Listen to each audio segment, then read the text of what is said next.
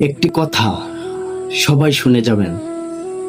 আপনি কি জানেন, আপনি যত বড়ই গুনাহ করেন না কেন, আল্লাহ তাআলার রহমত তার চেয়েও বড়।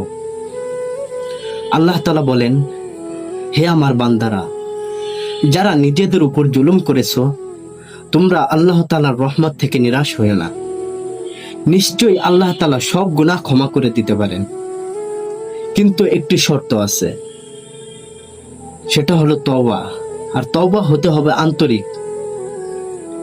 গুনাহ ছেড়ে দিতে হবে, নিজের ভুলের জন্য অনুতপ্ত হতে হবে, এমনকি ভবিষ্যতে সেই গুনাহ যাতে আর না করি সেটা অন্তর পয়দা করতে হবে।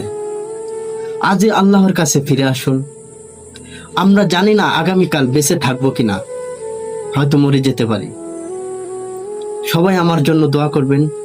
ইনশাল্লাহ আমি প্রতিদিন আপনাদের এরকম নসিহতমূলক কথা শোনাবো, একটু সাপোর্ট করবেন। আসসালামু আলাইকুম।